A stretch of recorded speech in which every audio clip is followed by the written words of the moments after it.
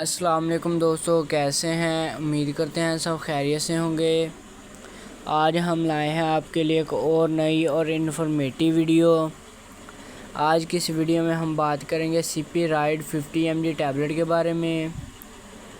تو سب سے پہلے ہم بات کرتے ہیں اس کی فارمولیشن کی۔ تو اس کی فارمولیشن لیوو سلپی رائڈ ہے۔ اس کے ایک پیک میں 30 گولیاں موجود ہوتی ہیں۔ تو ناظرین، اگر آپ ہمارے چینل پر نئے ہیں تو ہمارے چینل کو سبسکرائب کرنا، بیل آئیکن کو آن کرنا تاکہ ہماری آنے والی ویڈیوز کی انفارمیشن سب سے پہلے آپ تک پہنچ سکے۔ تو اب چلتے ہیں ہم اپنی ویڈیو کی جانب۔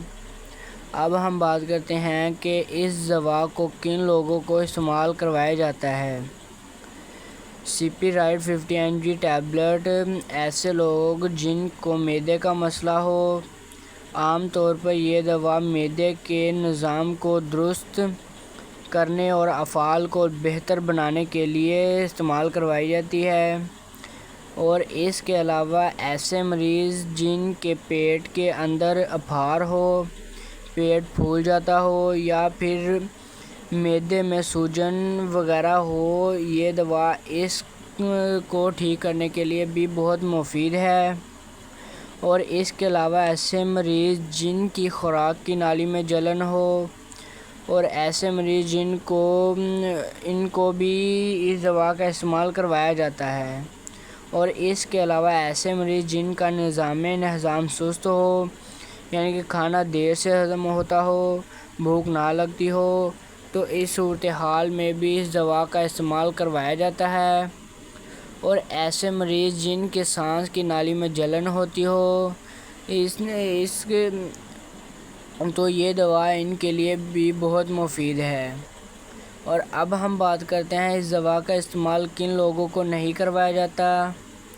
ان میں جگر کے مریض، یعنی کہ ایسے لوگ جن کو جگر کا مسئلہ ہو، کڈنی کے مریض، یعنی کہ جن کو کڈنی کا مسئلہ ہو، اور ایسے مریض جن کے ہاتھ پاؤں کا ہلتے رہنا، یعنی کہ جن حضرات کے ہر وقت ہاتھ اور پاؤں کپاتے رہتے ہوں، ہلتے رہتے ہوں، یہ دوا ان مریضوں کے لیے بھی بہت مفید ہے اور یہ ان کو بھی استعمال کروائی جاتی ہے۔ اور اب ہم بات کرتے ہیں اس دوا کے سائیڈ ایفیکٹ کی۔ تو ان میں دل گھبرانا، منہ کا ذائقہ بدل جانا، پیٹ کا خالی محسوس ہونا اور الٹی اور متلی کی کیفیت ہونا اس کے چند ایک سائیڈ ایفیکٹ ہیں۔ اور اب ہم بات کرتے ہیں کہ یہ دوا کس وقت استعمال کی جاتی ہے۔ عام طور پر اس دوا کو کھانا کھانے سے آدھا گھنٹہ پہلے استعمال کیا جاتا ہے۔ اس دوا کی مقدار کا تعین ڈاکٹر حضرات مریض کی کنڈیشن کو دیکھ کر ہی تجویز کرتے ہیں۔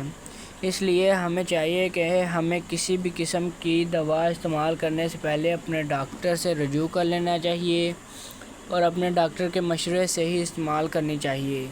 تو ناظرین، اگر آپ کو ہماری آج کی ویڈیو پسند آئی ہو تو ہماری ویڈیو کو لائک کرنا، کمنٹ کرنا نہ بھولیے۔